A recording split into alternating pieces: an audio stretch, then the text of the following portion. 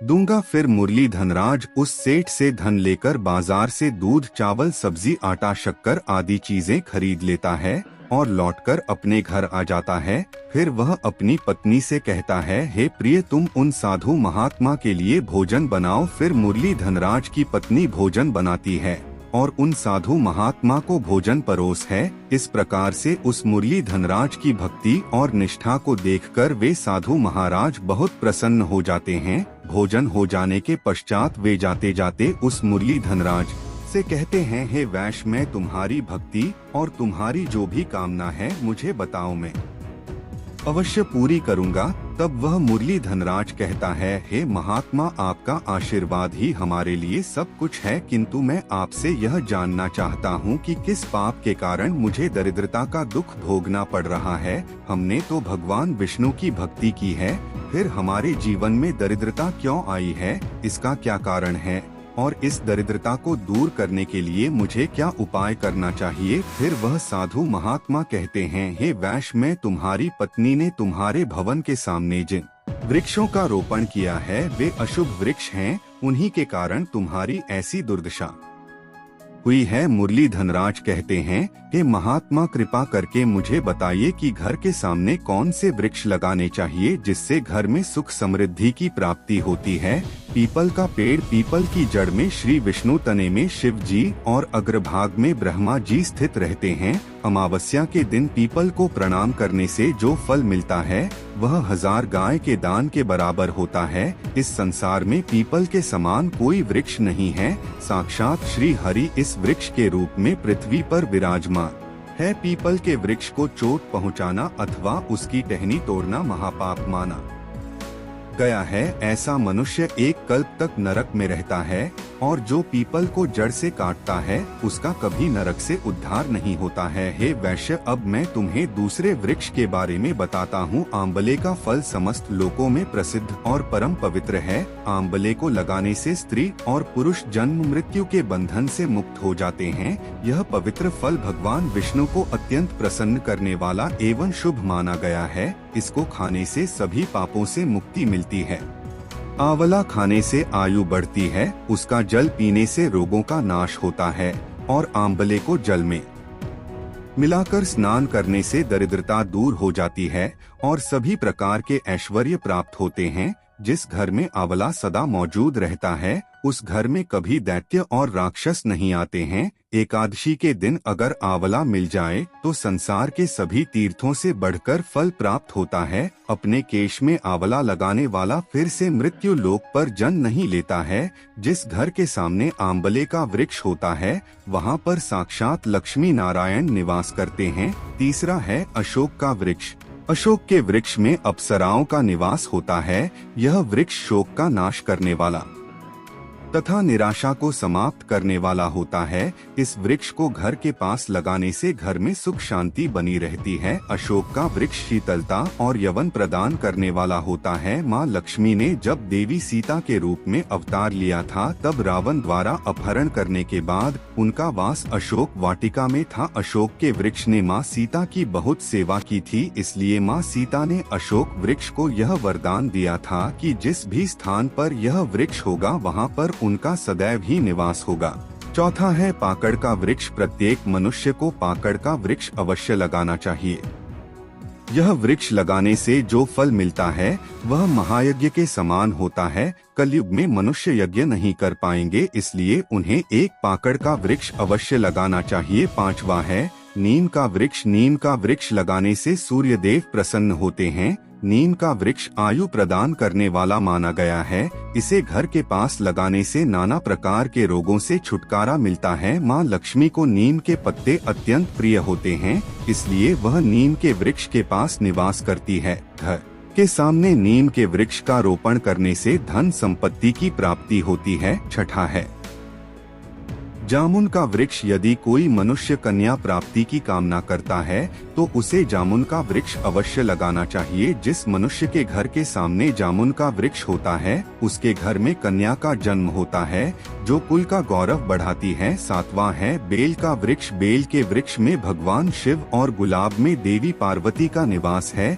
इसलिए अगर बेल के वृक्ष के पास गुलाब का पौधा लगाया जाए तो शिव पार्वती का आशीर्वाद प्राप्त होता है। उस घर में कभी दुख दरिद्रता नहीं आती है, उस घर में कभी अकाल मृत्यु नहीं होती है और कोई स्त्री विधवा नहीं बनती है। 8वां है नारियल का पेड़। नारियल का पेड़ लगाने से पुरुष अनेक स्त्री का पति बनता है। नारियल किसी भी धार्मिक अनुष्ठान का आवश्यक अंग होता है, यह अत्यंत शुभ माना जाता है। घर के आंगन में नारी का पेड़ होने से उस घर में हमेशा शुभता होती है और उस घर के सदस्यों का समाज में बहुत मान सम्मान होता है। सुंदर पत्नी की कामना करने वाले मनुष्य को अनार का वृक्ष लगाना चाहिए। पलाश का पेड़ ब्रह्मा तेज प्रदान करता है, इसलिए इसका रोपण अवश्य करना चाहिए। वंश वृद्धि और संतान प्राप्ति की कामना करने वाले मनुष्य को अंकुर का वृक्ष अवश्य लगाना चाहिए। अगर मनुष्य किसी बीमारी से पीड़ित है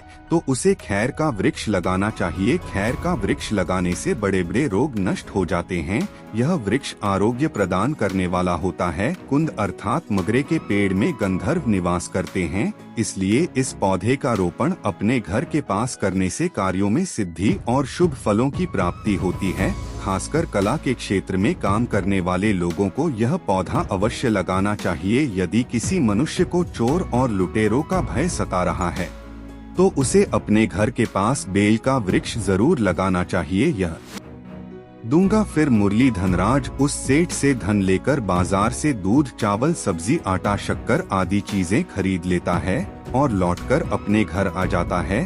फिर वह अपनी पत्नी से कहता है, हे प्रिय तुम उन साधु महात्मा के लिए भोजन बनाओ। फिर मुरली धनराज की पत्नी भोजन बनाती है और उन साधु महात्मा को भोजन परोस है। इस प्रकार से उस मुरली धनराज की भक्ति और निष्ठा को देखकर वे साधु महाराज बहुत प्रसन्न हो जाते हैं। भोजन हो जाने के पश्चात वे जाते जाते उस मुरली धनराज से कहते हैं, हे वैश्य मैं तुम्हारी भक्ति और तुम्हारी जो भी कामना है मुझे बताओ, मैं अवश्य पूरी करूंगा।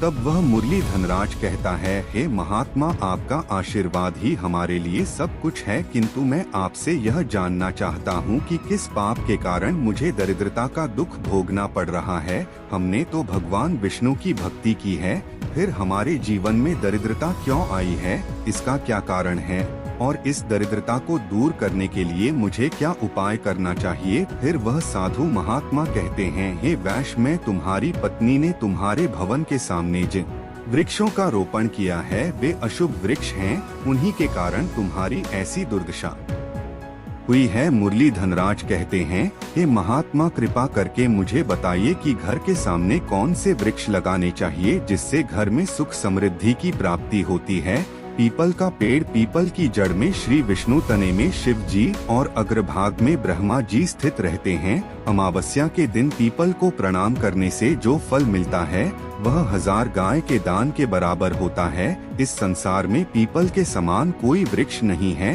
साक्षात श्री हरि इस वृक्ष के रूप में पृथ्वी पर विराजमान है। पीपल के वृक्ष को चोट पहुंचाना अथवा उसकी टहनी तोड़ना महापाप माना गया है। ऐसा मनुष्य एक कल्प तक नरक में रहता है और जो पीपल को जड़ से काटता है उसका कभी नरक से उद्धार नहीं होता है। हे वैश्य अब मैं तुम्हें दूसरे वृक्ष के बारे में बताता हूँ। आंबले का फल समस्त लोकों में प्रसिद्ध और परम पवित्र है। आंबले को लगाने से स्त्री और पुरुष जन्म मृत्यु के बंधन से मुक्त हो जाते हैं। यह पवित्र फल भगवान विष्णु को अत्यंत प्रसन्न करने वाला एवं शुभ माना गया है। इसको खाने से सभी पापों से मुक्ति मिलती है। आंवला खाने से आयु बढ़ती है, उसका जल पीने से रोगों का नाश होता है और आंवले को जल में मिलाकर स्नान करने से दरिद्रता दूर हो जाती है और सभी प्रकार के ऐश्वर्य प्राप्त होते हैं। जिस घर में आंवला सदा मौजूद रहता है उस घर में कभी दैत्य और राक्षस नहीं आते हैं। एकादशी के दिन अगर आंवला मिल जाए तो संसार के सभी तीर्थों से बढ़कर फल प्राप्त होता है। अपने केश में आंवला लगाने वाला फिर से मृत्यु लोक पर जन्म नहीं लेता है। जिस घर के सामने आंवले का वृक्ष होता है वहाँ पर साक्षात लक्ष्मी नारायण निवास करते हैं। तीसरा है अशोक का वृक्ष। अशोक के वृक्ष में अप्सराओं का निवास होता है। यह वृक्ष शोक का नाश करने वाला तथा निराशा को समाप्त करने वाला होता है। इस वृक्ष को घर के पास लगाने से घर में सुख शांति बनी रहती है। अशोक का वृक्ष शीतलता और यवन प्रदान करने वाला होता है। माँ लक्ष्मी ने जब देवी सीता के रूप में अवतार लिया था तब रावण द्वारा अपहरण करने के बाद उनका वास अशोक वाटिका में था। अशोक के वृक्ष ने माँ सीता की बहुत सेवा की थी, इसलिए माँ सीता ने अशोक वृक्ष को यह वरदान दिया था कि जिस भी स्थान पर यह वृक्ष होगा वहाँ पर उनका सदैव ही निवास होगा। चौथा है पाकड़ का वृक्ष। प्रत्येक मनुष्य को पाकड़ का वृक्ष अवश्य लगाना चाहिए। यह वृक्ष लगाने से जो फल मिलता है वह महायज्ञ के समान होता है। कलयुग में मनुष्य यज्ञ नहीं कर पाएंगे, इसलिए उन्हें एक पाकड़ का वृक्ष अवश्य लगाना चाहिए। पांचवा है नीम का वृक्ष। नीम का वृक्ष लगाने से सूर्य देव प्रसन्न होते हैं। नीम का वृक्ष आयु प्रदान करने वाला माना गया है। इसे घर के पास लगाने से नाना प्रकार के रोगों से छुटकारा मिलता है। माँ लक्ष्मी को नीम के पत्ते अत्यंत प्रिय होते हैं, इसलिए वह नीम के वृक्ष के पास निवास करती है। घर के सामने नीम के वृक्ष का रोपण करने से धन संपत्ति की प्राप्ति होती है। छठा है जामुन का वृक्ष। यदि कोई मनुष्य कन्या प्राप्ति की कामना करता है तो उसे जामुन का वृक्ष अवश्य लगाना चाहिए। जिस मनुष्य के घर के सामने जामुन का वृक्ष होता है उसके घर में कन्या का जन्म होता है, जो कुल का गौरव बढ़ाती है। सातवां है बेल का वृक्ष। बेल के वृक्ष में भगवान शिव और गुलाब में देवी पार्वती का निवास है, इसलिए अगर बेल के वृक्ष के पास गुलाब का पौधा लगाया जाए तो शिव पार्वती का आशीर्वाद प्राप्त होता है। उस घर में कभी दुख दरिद्रता नहीं आती है, उस घर में कभी अकाल मृत्यु नहीं होती है और कोई स्त्री विधवा नहीं बनती है। आठवां है नारियल का पेड़। नारियल का पेड़ लगाने से पुरुष अनेक स्त्री का पति बनता है। नारियल किसी भी धार्मिक अनुष्ठान का आवश्यक अंग होता है। यह अत्यंत शुभ माना जाता है। घर के आंगन में नारी का पेड़ होने से उस घर में हमेशा शुभता होती है और उस घर के सदस्यों का समाज में बहुत मान सम्मान होता है। सुंदर पत्नी की कामना करने वाले मनुष्य को अनार का वृक्ष लगाना चाहिए। पलाश का पेड़ ब्रह्मा तेज प्रदान करता है, इसलिए इसका रोपण अवश्य करना चाहिए। वंश वृद्धि और संतान प्राप्ति की कामना करने वाले मनुष्य को अंकोर का वृक्ष अवश्य लगाना चाहिए। अगर मनुष्य किसी बीमारी से पीड़ित है तो उसे खैर का वृक्ष लगाना चाहिए। खैर का वृक्ष लगाने से बड़े बड़े रोग नष्ट हो जाते हैं। यह वृक्ष आरोग्य प्रदान करने वाला होता है। कुंद अर्थात मगरे के पेड़ में गंधर्व निवास करते हैं, इसलिए इस पौधे का रोपण अपने घर के पास करने से कार्यों में सिद्धि और शुभ फलों की प्राप्ति होती है। खासकर कला के क्षेत्र में काम करने वाले लोगों को यह पौधा अवश्य लगाना चाहिए। यदि किसी मनुष्य को चोर और लुटेरों का भय सता रहा है तो उसे अपने घर के पास बेल का वृक्ष जरूर लगाना चाहिए। यह वृक्ष चोर लुटेरों को भयभीत करता है और घर की रक्षा है। चंदन और कटहल पुण्य और लक्ष्मी प्रदान करते हैं। इन वृक्षों का रोपण करने से दुख दरिद्रता समाप्त हो जाती है। घर की उत्तर दिशा में पाम और कनक चंपा का पौधा लगाया जाता है तो धन में वृद्धि होती है। केले का पेड़ भी बहुत शुभ होता है और यह घर में सुख समृद्धि और खुशहाली लाता है। केले के पेड़ में भगवान विष्णु का वास होता है, इसलिए घर में केले का पेड़ होने से घर में धन की कमी नहीं होती है। हर श्रृंगार के पौधे को पारिजात भी कहा जाता है। इस पौधे की उत्पत्ति समुद्र मंथन के समय हुई थी और माँ लक्ष्मी भी समुद्र मंथन से ही प्रकट हुई है, इसलिए पारिजात के पौधे का बहुत अधिक महत्व है। यदि इस पौधे को अपने घर पर लगाएं तो आपको माँ लक्ष्मी की विशेष कृपा प्राप्त होगी। मनुष्य को कभी भी ताड़ का वृक्ष नहीं लगाना चाहिए। ताड़ का वृक्ष संतान का नाश करने वाला होता है। जिस घर के पास ताड़ का वृक्ष होता है उस घर के संतानों की कभी उन्नति नहीं होती है। मनुष्य को कभी भी अपने घर के पास बड़े का वृक्ष नहीं लगाना चाहिए। इस वृक्ष पर प्रेतों का वास होता है। जो मनुष्य बहेड़ी का वृक्ष लगाता है वह प्रेत बन जाता है। इसके नीचे बैठकर कभी पूजा पाठ भी नहीं करना चाहिए। अगर किसी मनुष्य को शत्रुओं का भय सता रहा है तो उसे केवड़े का वृक्ष लगाना चाहिए। यह शत्रुओं का नाश करने वाला शोक का काल चिरकाल तक रहता है। दक्षिण दिशा में तुलसी का पौधा हो तो संतान को पीड़ा सहन करनी पड़ती है। किसी भी मृत वृक्ष की छाया घर पर पड़ती है तो यह मृत्यु सूचक होता है। मृत वृक्ष को तुरंत उखाड़ देना चाहिए। वे साधु महात्मा कहते हैं, हे वैश्य, इस प्रकार से मैंने तुम्हें इन सभी शुभ और अशुभ वृक्षों के विषय में बता दिया है, इसलिए तुम इन वृक्षों का रोपण करो और भगवान की कृपा को प्राप्त करो। वह मुरली धनराज कहता है, हे महात्मा, आपने आज मुझे उत्तम ज्ञान दिया है, मैं आपका धन्यवाद करता हूँ। फिर वे साधु महात्मा मुरली धनराज को आशीर्वाद देकर उस स्थान से अंतर्ध्यान हो जाते हैं। साधु महात्मा को अचानक से अदृश्य हुआ देखकर मुरली धनराज और उसकी पत्नी को आश्चर्य होता है। फिर उन्हें समझ में आ जाता है कि साक्षात भगवान विष्णु ही उनके घर पर आए थे। फिर मुरली धनराज उन साधु महात्मा के कहे अनुसार अपने घर के सामने अनेक शुभ वृक्षों का